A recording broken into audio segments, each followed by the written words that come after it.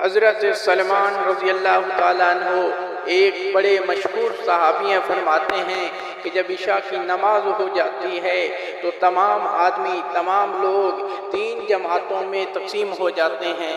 ایک وہ جماعت ہے جس کے لیے یہ رات نعمت ہے اور کمائی ہے اور بھلائی ہے، یہ وہ لوگ ہیں جو رات کی فرصت کو غنیمت سمجھتے ہیں، اور جب لوگ اپنے اپنے راحت و آرام سونے میں مشغول ہو جاتے ہیں تو یہ لوگ نماز میں مشغول ہو جاتے ہیں، ان کی رات ان کے لیے اجر و ثواب بن جاتی ہے۔ فرمایا دوسری وہ جماعت ہے جس کے لیے رات وبال ہے، عذاب ہے، یہ وہ جماعت ہے جو رات کی تنہائی اور فرصت کو غنیمت سمجھتی ہے اور گناہوں میں مشغول ہو جاتی ہے، ان کی رات ان پر وبال بن جاتی ہے۔ تیسری وہ جماعت ہے جو عشاء کی نماز پڑھ کر سو جاتی ہے، اس کے لیے نہ وبال ہے، نہ کمائی، نہ کچھ گیا نہ کچھ آیا۔ ایک نبی علیہ السلام کی حدیث بھی ہے کہ جس نے عشاء اور عصر کی نماز جماعت کے ساتھ پڑھ لی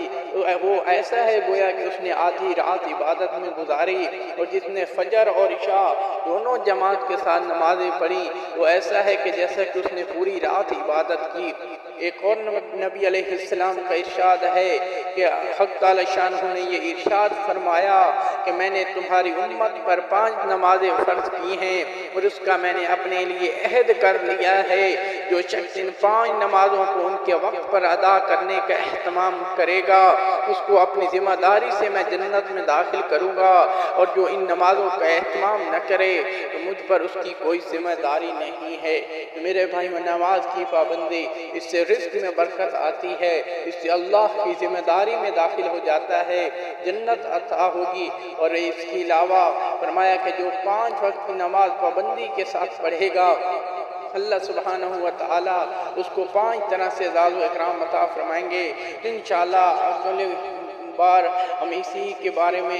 بیان کریں گے کہ وہ کون سے ایسے 5 انعامات ہیں جو اور کون طرح سے اللہ سبحانہ و تعالی اپنی امت کا اعزاز و اکرام کریں گے۔